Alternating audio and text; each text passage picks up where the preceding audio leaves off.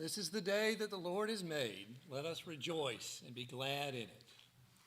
My name is John Kirkendall. I'm one of the elders here at Scots Kirk. And on behalf of the session and Pastor Jim Mitchell, happy to welcome you all here to worship this morning, both those of you who are with us in person and those joining us online.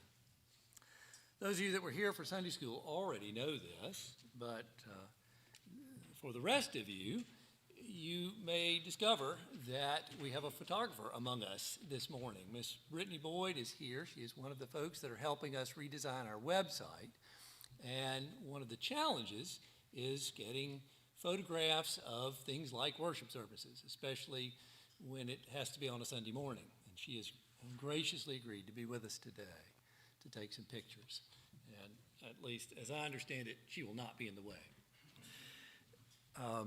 You may remember that we have a lunch immediately after the service and then the rollout of the strategic plan following that. You are all invited, visitors as well as members, to please feel comfortable participating with us in the lunch and hearing what we have in mind, what the Lord is doing here at Scots Kirk in days to come. And the final announcement is a reminder of the Bible studies. The men's Bible study of Isaiah will meet tomorrow night. The women's Bible studies will both meet this week on Tuesday, I believe Tuesday morning and evening.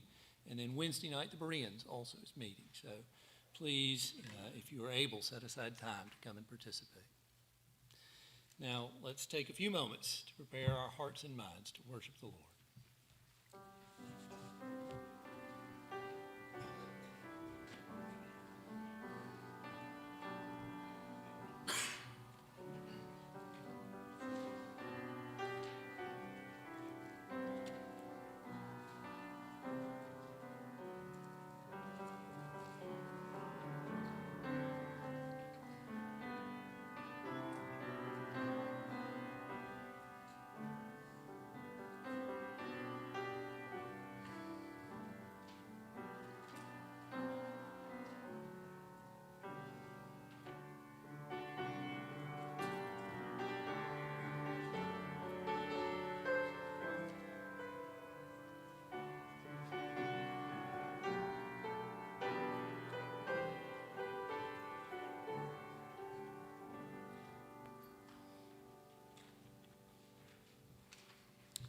The call to worship this morning is the 67th Psalm.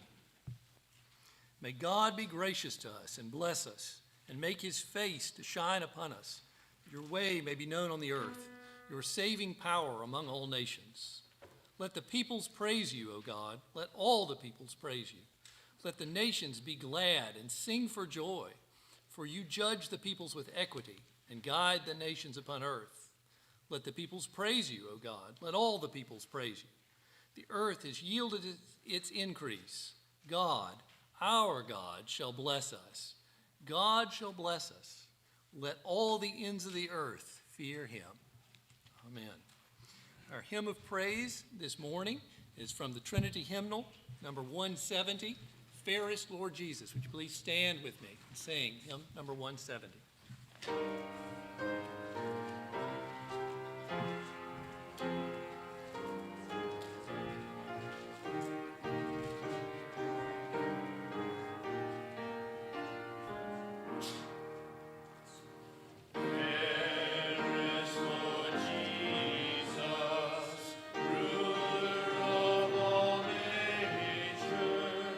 Son of God and Son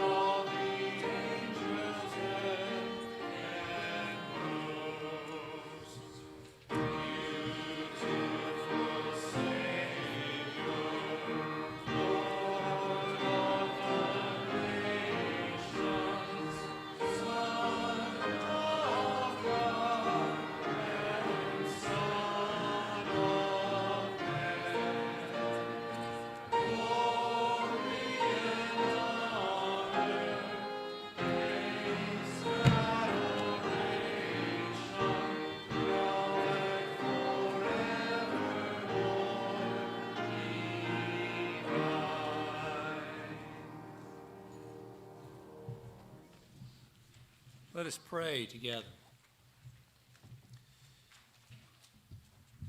Heavenly Father, the angels declare you holy, holy, holy. We come before you in awe and wonder at your majesty and your beauty, visible to us in the person of Christ Jesus, though clothed in the brightness of your glory. Lord, we thank you for the privilege of coming together as part of your great church around this globe, as part of a community across all time and space, to sing your glory with the angels. And we ask your blessing on this time of worship, that your Holy Spirit would be upon us, that we might worship you in spirit and in truth, that we might not only delight in you in this hour, but that we might go from this place to glorify your name to those around us, empowered by your Spirit to share the gospel to this community. Lord God, we ask your blessing now and pray as Christ taught his disciples to pray. Our Father, who art in heaven, hallowed be thy name. Thy kingdom come, thy will be done, on earth as it is in heaven. Give us this day our daily bread, and forgive us our debts, as we forgive our debtors. And lead us not into temptation, but deliver us from evil. For thine is the kingdom, and the power, and the glory forever. Amen. You may be seated.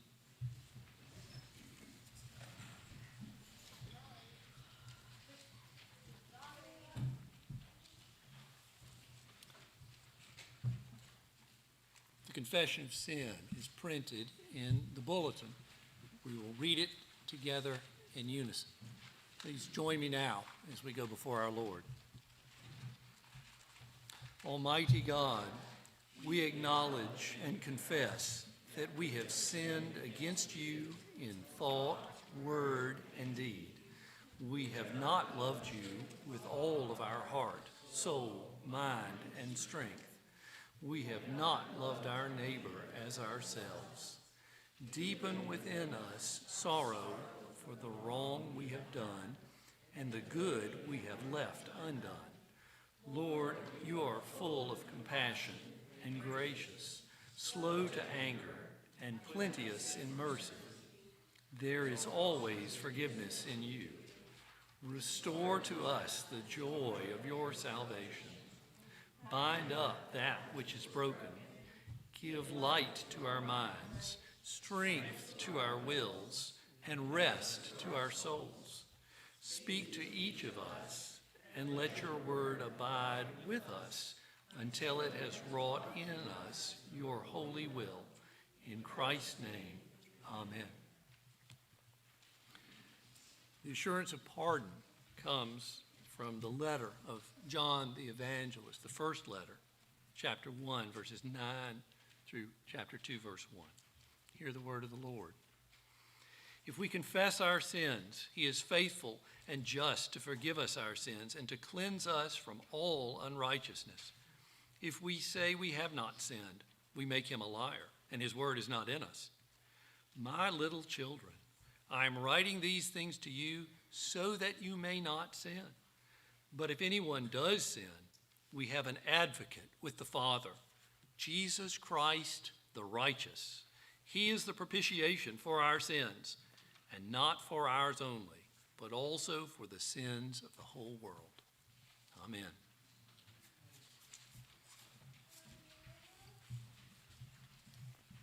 At this time, I'd like to ask Mr. Tony Vera and Mr. Rich Troutman to come forward, please.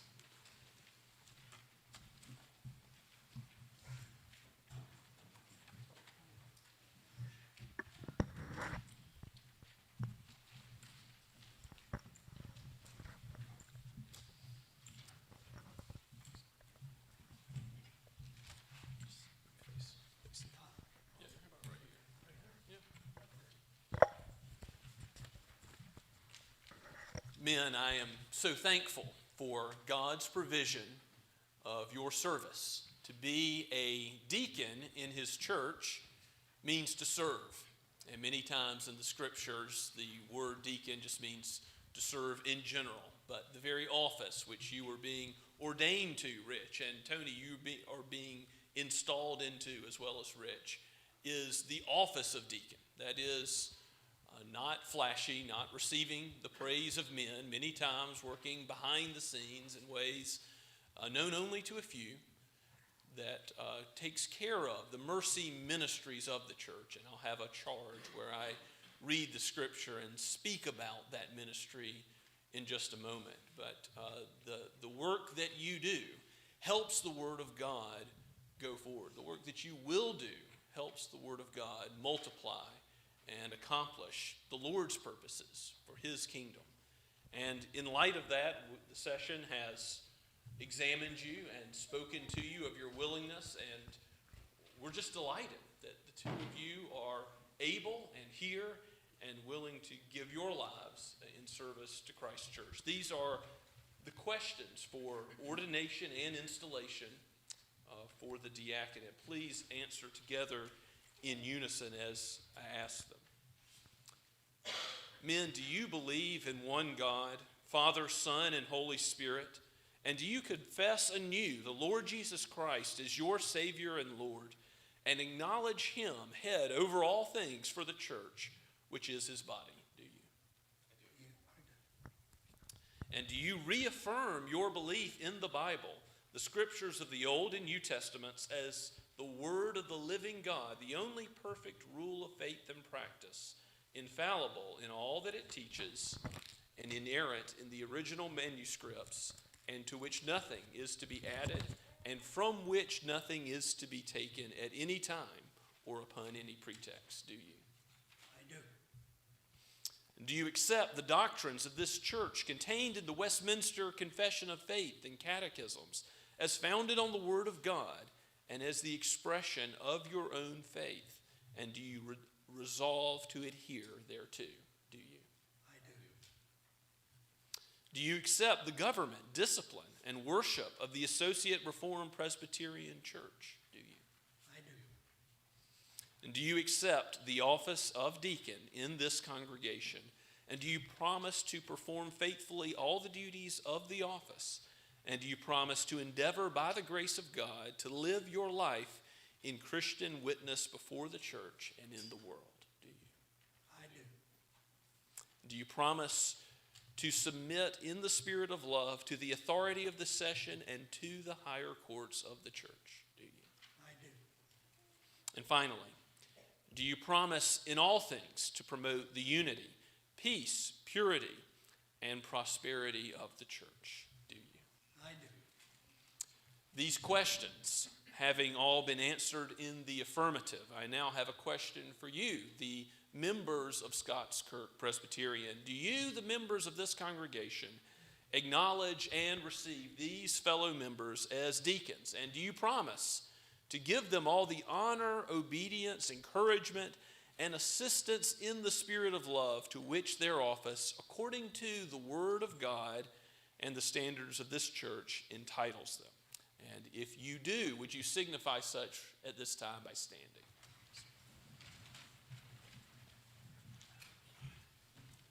And now at this time, you may be seated, and I'll ask the members of the session to come forward for the laying on of hands.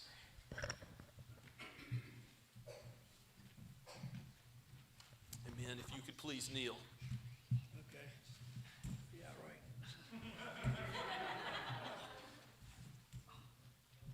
You all right?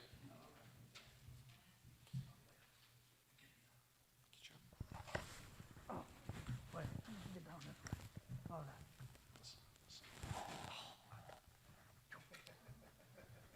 Let's lay on hands and pray. Let us pray. Oh, Father in heaven, how thankful we are that you have given new hearts and a desire to serve your church to Tony Vera and Rich Troutman. Bless them by your grace.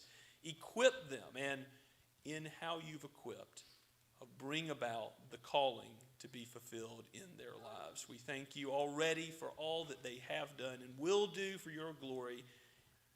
May your name be glorified in the church and in the world. We pray in Jesus' name. Amen.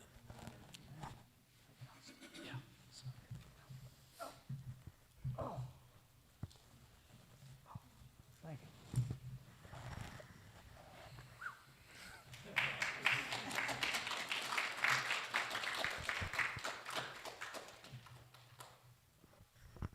We give you the right hand of fellowship.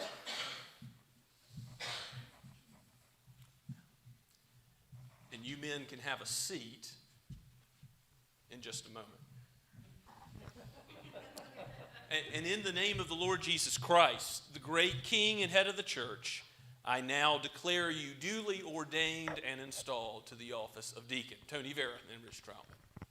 May God's name be praised in your ministry.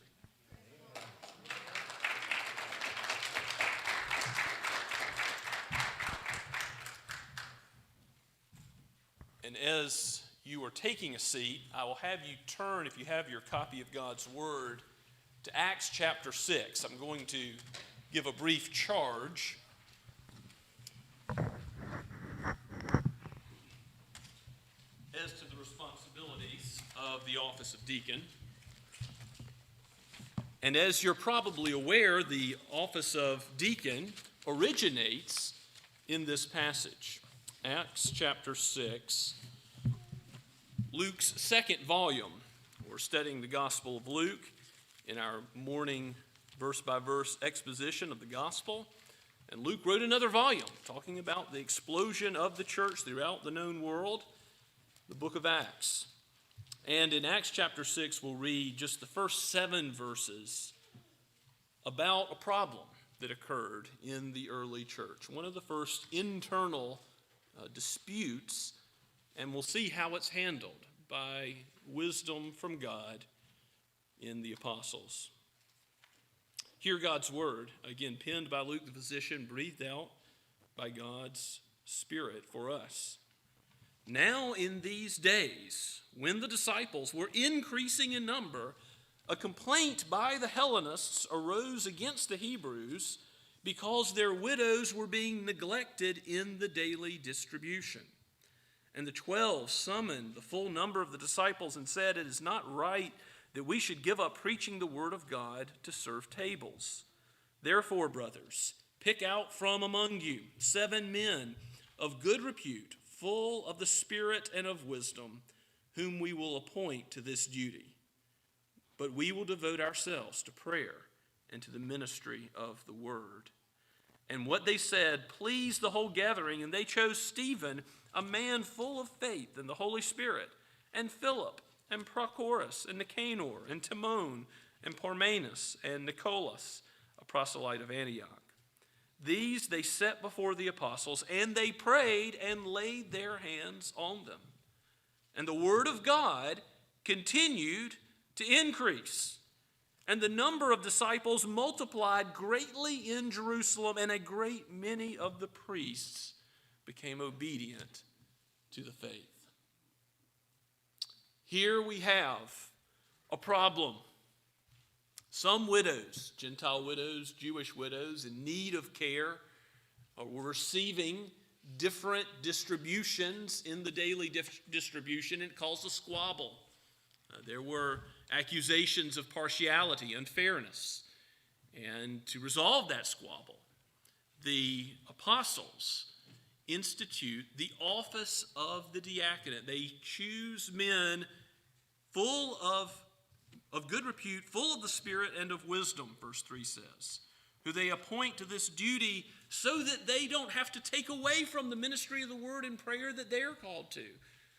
You see, the ministry of the diaconate works alongside the ministry of the shepherd and the minister of the word in preaching in the church. And you can ask anyone at Scots Kirk, the deacons, since they have been a part of this congregation, have blessed this church immensely, and God willing, will bless this church in the future. We're so thankful again for all the men who have served and are coming to serve today and will serve in the future in this office. And as an aside, we need to think and pray as a congregation that God would raise up more servants, more deacons in the future who are willing to take on this role, because it's not easy. the people business is a messy business. Mark Ross, ARP minister, says in his training videos about what it's like to be a deacon. Well, sometimes in doing mercy ministry and helping those who are in need, it can be difficult. And our deacons have labored with love, but with struggle in certain situations that we faced here. And God has blessed those labors because it is something where the deacons are called to take care of the material aspects of the collection and the building and the grounds. But the heart of the deacons' ministry is this mercy ministry that we see highlighted in chapter 6. And yes, it assists the ministry of the word to go forward, the ministry of the word in prayer, which ends up causing the word of God to increase, the disciples to multiply greatly, even priests, those who formerly were a part of the crucifixion of Jesus, coming to obedience to the faith of the one who is the way, the truth, and the life. Yes, I hope you noticed that there was prayer and the laying on of hands in the original ordination of the deacons, the names of whom we read. And as we do that together, that shows a physical image of connectivity. How good it is that God has brought us together, not to live the Christian life alone, but to live it together. And we want you to know, congregation of Scots Kirk, that your elders are here and ready and desirous to labor with you and give you spiritual help and aid. They want to shepherd you, imperfect as we are, but as Christ's under-shepherd. That is our goal. And the deacons are here to help you if you have material need, if you need mercy ministry, or if you know of someone who's a widow or widower, or if you know of someone who is in a situation. In the scriptures we have the poor, the orphan, the widow, the stranger, the alien. We have these categories that God specially cares for, and we ought to specially care for, so we can minister to one another. Your input is valuable to alert us to your own needs or to the needs of others. And I hope you will go to Rich or to Tony or to any of our deacons when that need arises. And even in the community, there is a priority to the household of faith we see in Scripture. But we do want to reach out with the love of Christ to the world. And so often the ministry of the deacons will go to those who are not a member of a church. They'll go to neighbors, to friends, to those in our community to show them in a practical way the love of Christ through mercy ministry. So may we all as a congregation be committed to this ministry, and you may well be called on to assist these men to as they determine through God's wisdom and prayer what is to be done to help them carry out the ministry of the diaconate. May God bless your work in the days ahead, Rich and Tony. Do not forget that he who calls you will give you the grace, will give you the ability to carry out this weighty and glorious task as you get a front row seat to see what he is doing in this world. Let's pray together. Father, we thank you for your word, for the ordination of deacons, for how you care for your church. You've cared for your church through apostles and prophets, and you care for your church by giving ministers and elders and deacons, by giving officers to do the work not that we desire to do, but that you've called us to do. We are constrained by your word. O Lord, lay it upon our hearts to be faithful to your word, never taking away or adding to it, but doing only what the scriptures call us to do for your glory. And with joy may we serve together as a body, as a congregation, to lift up Christ, to proclaim the riches of his grace. How deep and how wide, how high is his love. Oh Lord, we thank you and pray all this in your holy name. Amen.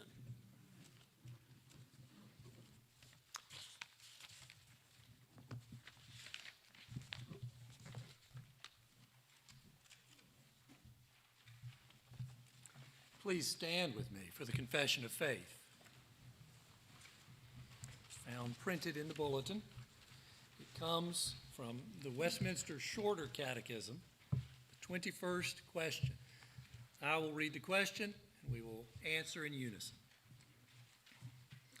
Christians, who is the Redeemer of God's elect? The only Redeemer of God's elect is the Lord Jesus Christ, who being the eternal Son of God, became man, and so was, and continueth to be, God and man in two distinct natures, and one person forever. You may be seated. The children would come forward, please. Elder Joel Reed is not here, but Pastor Mitchell will do the children's sermon today.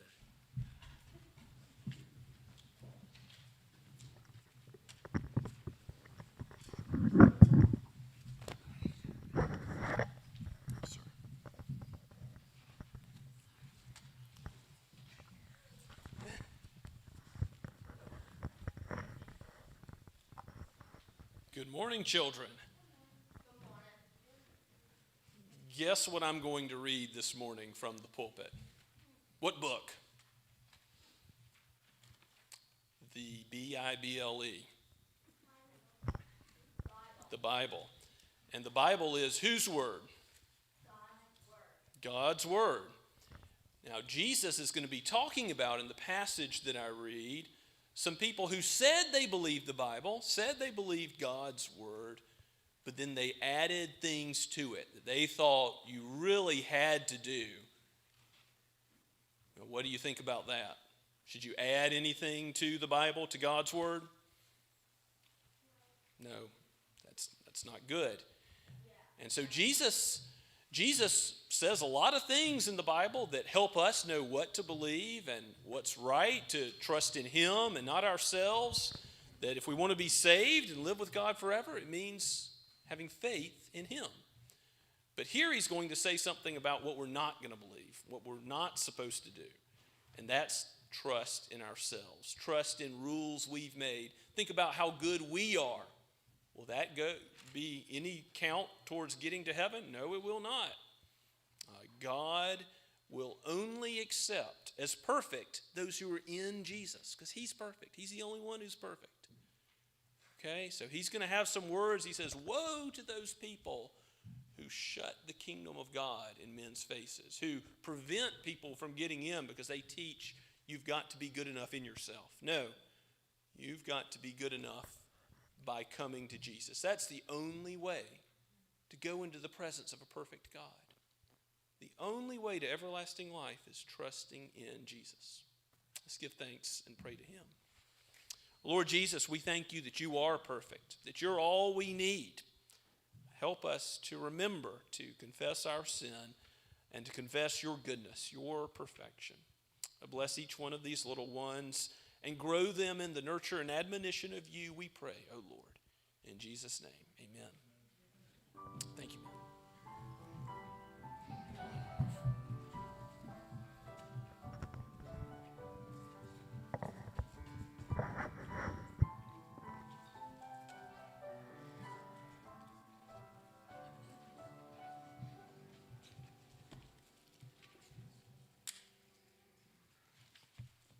The Old Testament reading this morning comes from the book of Proverbs, the 9th chapter. Book of Proverbs, a collection that is sometimes referred to as wisdom literature, among other things, in this chapter, personifies wisdom and foolishness. Hear the word of the Lord. Proverbs chapter 9. Wisdom has built her house. She has hewn her 7 pillars. She has slaughtered her beasts. She has mixed her wine. She's also set her table. She has sent out her young women to call from the highest places in town. Whoever is simple, let him turn in here. To him who lacks sense, she says, come, eat of my bread and drink of the wine I have mixed. Leave your simple ways and live and walk in the way of insight. Whoever corrects a scoffer gets himself abuse, and he who reproves a wicked man incurs injury. Do not reprove a scoffer, or he will hate you. Reprove a wise man, and he will love you. Give instruction to a wise man, and he will be still wiser. Teach a righteous man, and he will increase in learning. The fear of the Lord is the beginning of wisdom, and the knowledge of the Holy One is insight. For by me your days will be multiplied, and years will be added to your life. If you are wise, you're wise for yourself. If you scoff, you alone will bear it. The woman folly is loud. She is seductive and knows nothing. She sits at the door of her house. She takes a seat on the highest places of the town, calling to those who pass by, who are going straight on their way. Whoever is simple, let him turn in here.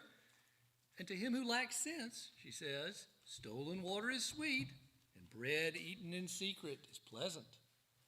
But he does not know that the dead are there, that her guests are in the depths of Sheol. The word of the Lord.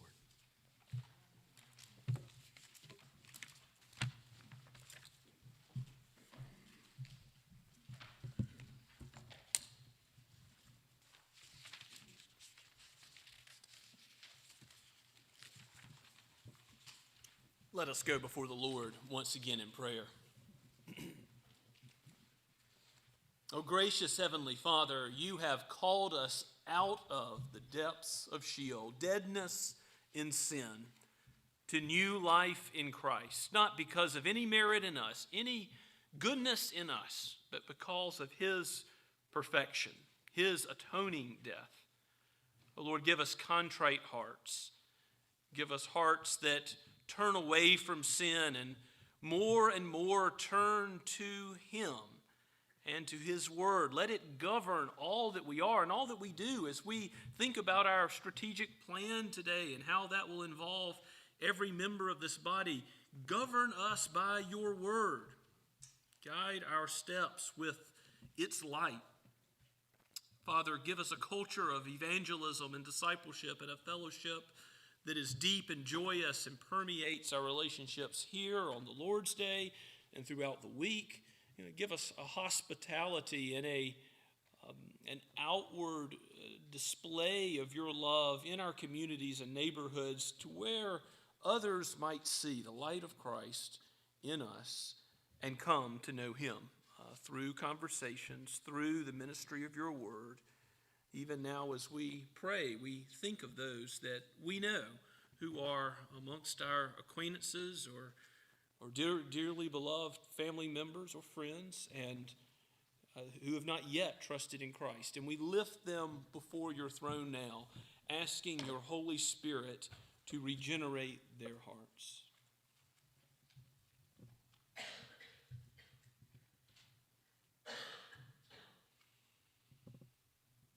And, O Holy Father, we know that this is your world and that you govern all that comes to pass. You are King of kings and Lord of lords. We long to see a day where human life will be counted as made in your image and indeed sacred. We pray, Father, that you would bring this about so that we would behold it. Give lesser magistrates the courage to stand up against others who would say that the unborn are of no value in some situation, some days of life, some location being in the womb, whatever the lies that men put forward. Lord, let the truth be proclaimed, and let even those who do not believe be affected by the obviousness of the fact that the unborn are made in your image too. They are human beings. Protect life. Father, minister to those who have had abortions. Give them the grace of the gospel so that they would bless others and be salt and light to the culture as well. Give us a reformation in our land. Let the church be at the forefront of it. We pray that your word would change us and change the culture as a whole. We know that without your word working in hearts, there will be no change regarding human life, regarding marriage and human sexuality and other issues that we face today. We look and we see the darkness. We look at the world and we see how much is wrong, but we know that you are working all things to an end where the knowledge of you will cover the waters as you will cover the earth as the waters cover the seas. There will be a bright coming day where the light of the Lord Jesus Christ shines, and we will need no longer any light of the sun. And we look forward to that coming day, asking, come, Lord Jesus, come quickly, and praying that you would use us as pilgrims going to a better land, that you would aid us in our walk through this life as we have a sure and certain hope in Christ, in whom all the covenant promises are yes and amen. We thank you, Father, for the officers you've provided today. We thank you for Rich and for Tony particularly. We pray that you bless and guard them. Bless the elders as they seek to shepherd the sheep here. Father, bless the work at Shem Creek and also those who serve overseas in missions. We think of the Cottons and the Goodmans. Father, we pray for the work of Bridge Europe and how the Allers have been given a new assignment there. We pray for the hospital in Sahiwal, Pakistan, and the ministry of mercy, along with the medical care, the ministry of the gospel. And pray that you would continue to multiply disciples in the ARP Synod of Pakistan and keep them, make them faithful to the truth of your word and all that they do. We thank you, Father, for the youth of this church, for the children. Pray for the Sunday school classes and the youth group as it meets this evening. May your name be blessed, and may relationships be formed that would be of great value to one another and to the world as you ground us in the same Lord Jesus Christ. Give us as a congregation a spirit of unity and love and a willingness to forgive and overlook a wrong. And we pray, Lord, that you would give us hearts that are drawn towards one another in a way that makes it obvious to the world that we belong to Christ. For we pray all of this in his holy name. Amen. As we continue to worship this morning, let us stand and sing hymn 355, We Are God's People.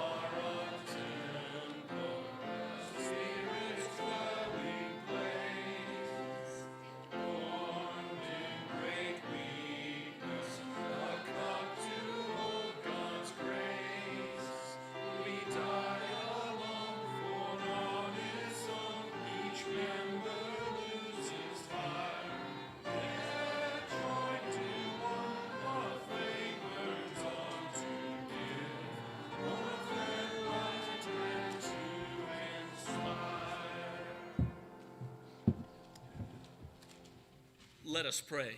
Father in heaven, bless the gifts that we bring now, these tithes and offerings, to your kingdom's work. May your will be done on earth. May your word go forth with power and conviction and bring about that purpose which you have sent it. And Lord, use our very lives as living sacrifices to do your will. For we are yours, bought with the precious price of Christ's blood. And in his name we pray. Amen.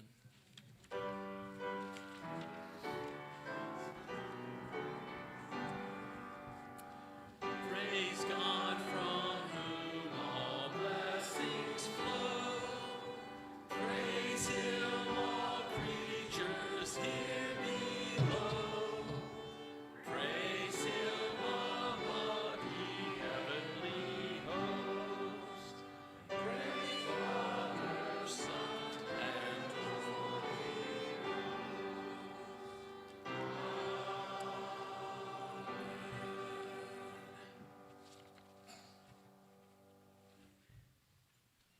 Please be seated and take your copy of God's Word and turn with me to Luke's Gospel. So Luke chapter 11, verses 37 through 54.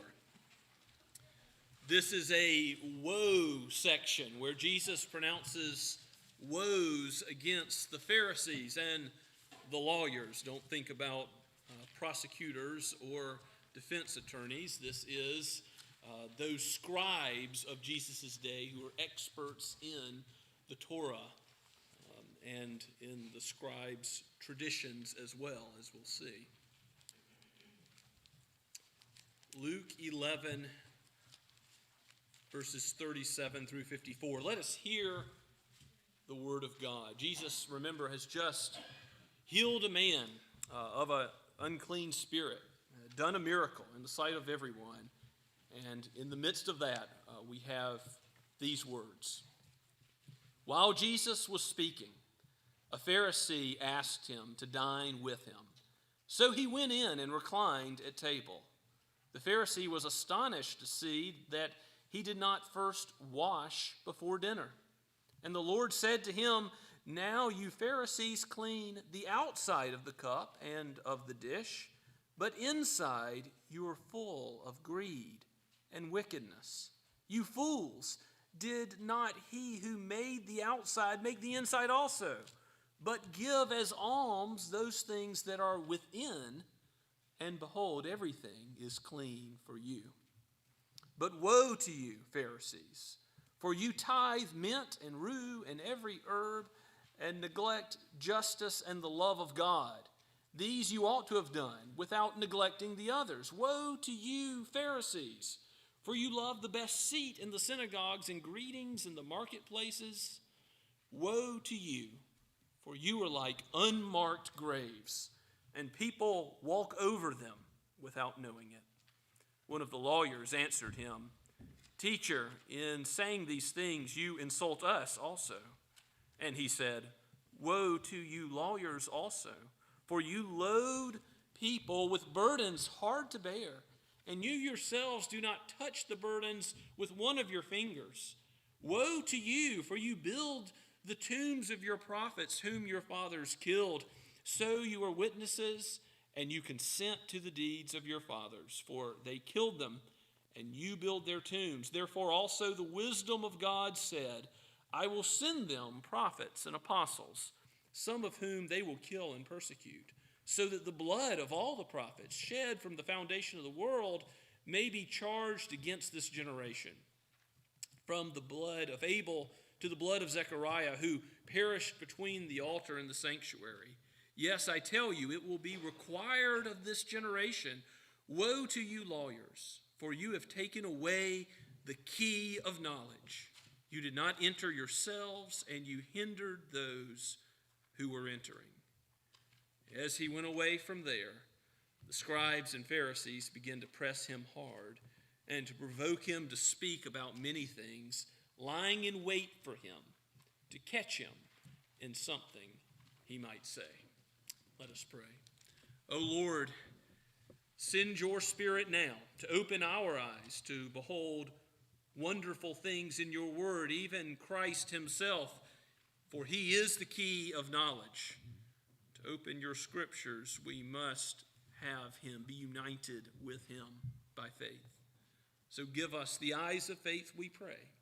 In Jesus' name, amen. Jesus receives a dinner invitation.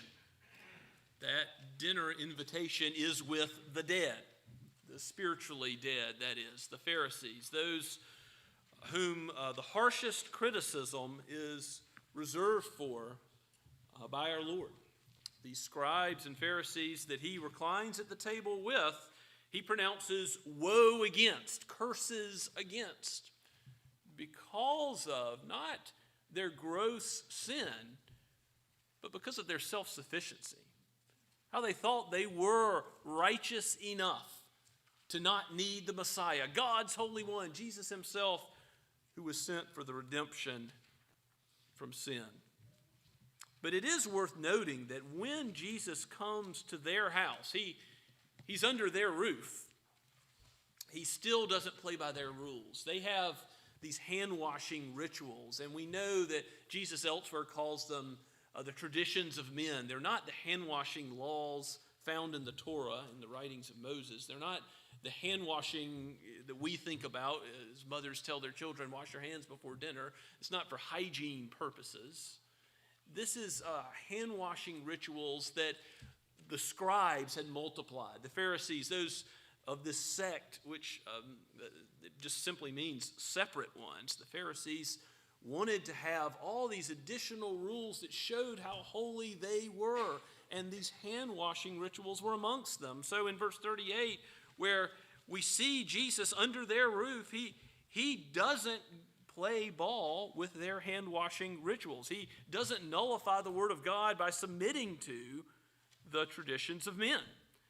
And he says to them in verse 39, you Pharisees, you wash, and they had also rules about dishes, and you wash the outside of the cup and the dish, but inside you're full of sin, greed, wickedness. And he's pointing out some of course, he knows their hearts. We've seen that earlier in this chapter. Jesus knows the hearts of men, and he knows their hearts.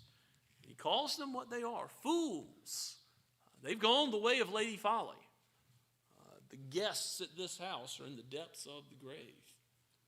They are not submitting to God's word, and so even though they are trained in the scriptures, particularly the scribes who come later in the passage, they're best equipped to recognize the Messiah who's prophesied of old when he comes. But instead of recognizing him, when he's standing right there before them, they look for a way to trap him. And after this encounter, we're going to see how that escalates more and more.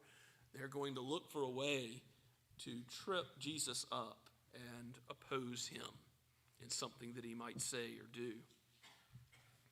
When he healed the man who had a demon, remember, they attributed that to Beelzebub. They attributed that to the work of Satan. They are even taking the good works of Christ, the signs and wonders, and seeking to oppose him in those. Jesus tells them, verse 41, give as alms those things that are within, and then everything will be clean for you. How is it that we are made clean? By God giving us a heart of flesh, taking out our heart of stone, giving us a heart of flesh that now beats for him. We're dead in sin, Ephesians 2:1 says. But when God removes that deadness, he gives us new life in Christ, and we can know that we're clean, washed, made whiter than snow by the atoning work of Christ. And then we can live for God's glory. But before that, it is impossible. These dinner guests are like whitewashed tombs. They are tombs within. And as Jesus points out their type of deadness in verse 42, he tells them that they neglected the weightier matters of the law and they majored on minors. They're doing things that they should have done. Jesus does uphold tithing. He says, woe to you Pharisees, for you tithe mint and rue and every herb, and neglect justice and the love of God. Well, instead of doing justice, loving mercy, walking humbly with God, Micah 6:8, they are walking arrogantly, quite frankly, self-righteousness. And they are careful, scrupulous about giving 10% of every little spice in the spice cabinet. Now, of course, this is a monetary system in the ancient Near East. These things are valuable. It's not wrong that they did that. Jesus does uphold giving God a tenth, and in the New Testament you have further encouragement to be generous in giving to the work of God's church. I think it's true, but the tenth is still a standard that Christ upholds. He says this they ought to have done without neglecting the weightier matters of the law. And don't think that if you do some good works, that you can then just ignore other sin in your own heart. Here, Jesus is warning all of us, I think, to examine our hearts, not only for the sin that we still have remaining in us, but also to not leave other good works undone. Isn't that true? That not only is there the sin that we've committed against God's law, but there's so much good we've left undone. And as I think about our strategic plan and all that we seek to do for God's glory for this community, there's so much undone. There's so much proclamation of His word. There's so much mercy ministry. There's so much in terms of deeds and love that we could do, that God might call us to do in the future. And we have to examine ourselves, lest we be self-righteous. Lord, help us see our own hearts, not only for our failings committed against your word, but those things omitted, those things we should have done but haven't done. Jesus pronounces woes against the lawyers also, those experts in the law. They say, "Teacher, what you're saying insults us too." And Jesus says, that's correct. You have it right. What these scribes are doing is loading onto people burdens that are hard to bear because they've gone beyond Scripture. They've set up laws that are not God by His requirements. They've gone over and above, and this is so easy to do. You can do it in etiquette and dress, and you can do it in entertainment standards, and the Pharisees did it, how many steps you had to take on the Sabbath. There's so many ways. God alone is Lord of the conscience.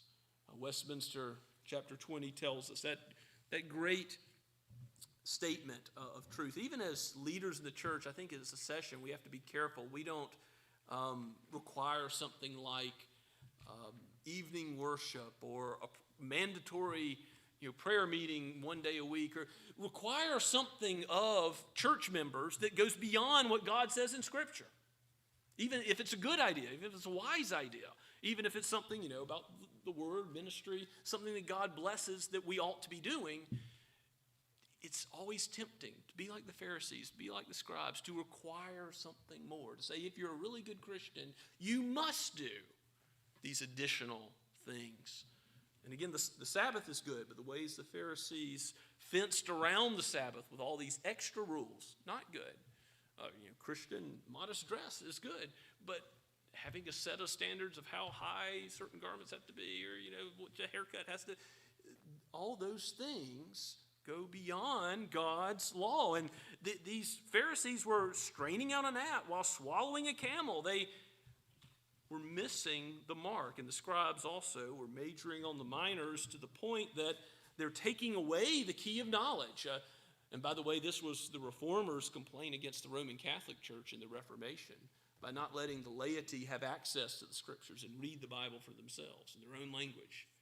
They're taking away the key of knowledge, because the key of knowledge is Christ. It comes through the Scriptures. These burdens that are hard to bear, these extra laws that the scribes were laying on people, Jesus spoke in Matthew 11 of having a different sort of burden. His burden is light, his yoke easy. It's not that he doesn't have a yoke. We become slaves of Christ when we have faith in him, when we trust in him. He has a yoke, but everybody has a yoke. Everybody has a master. And when you're under Christ's yoke, you then have an easy burden. Why? Because you know that your cleanness, your righteousness, doesn't come from you. You don't have to measure up to God's standard because you are in him and God counts you as righteous because of his righteousness. And then you can live freely with the Spirit's power out of thanksgiving for all he's done to follow the law. But he's fulfilled the law. You don't fulfill the law. That's where the scribes and the Pharisees went wrong. They thought that they did it themselves.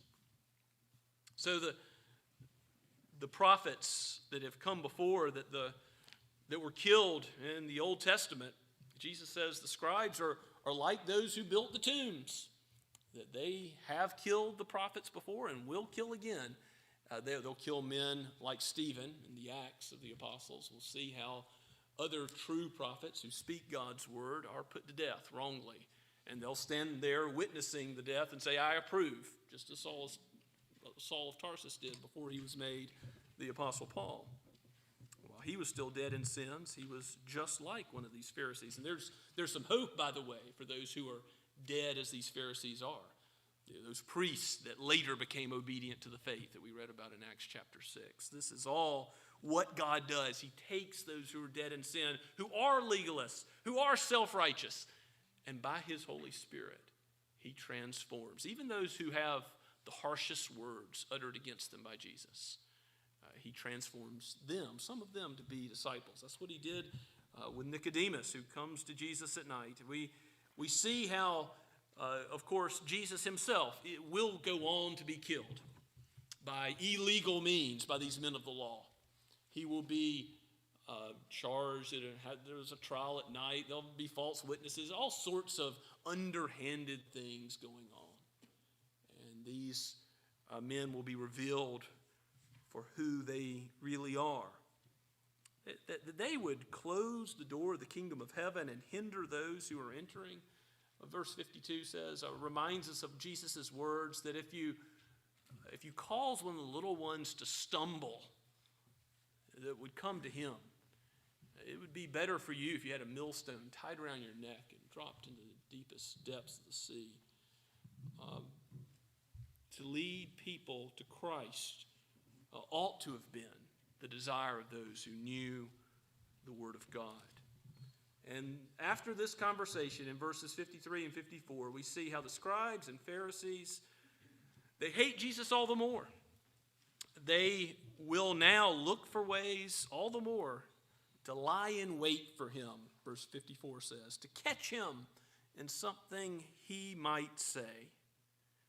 Well, do you recognize Jesus for who he is? Do you oppose the gospel? Do you look for ways to criticize the Bible, to lie in wait, to show some fault with God's Son, with God's Word?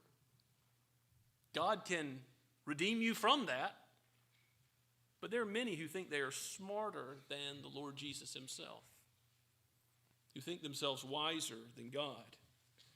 The only solution for any of us is to look at our own sin squarely and to repent, to trust in the Holy One of Israel, the one where the apostles in John chapter 6 said, and Jesus asked them, do you want to go away also like some of the other disciples that are deserting?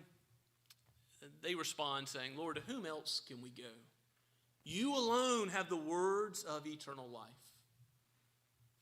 So it must be with us, that we look nowhere else but to Jesus, the key to the whole understanding of the Scriptures. In Luke 24, he explained how Moses and the prophets all tie in to him.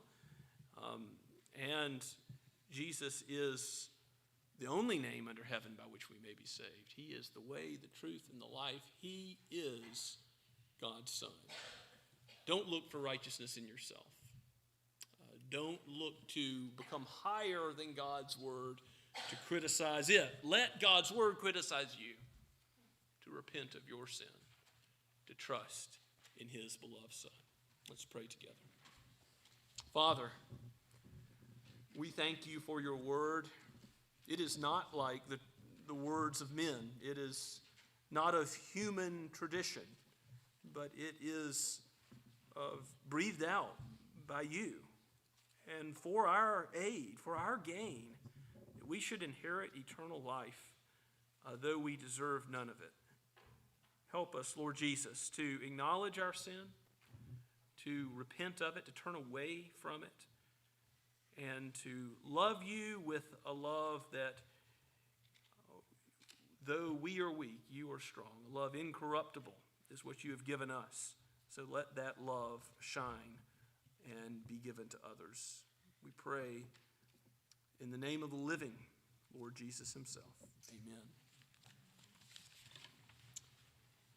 And now as we respond to God's word, let us sing once again, How Deep the Father's Love for Us, in the Blue Book, number 8.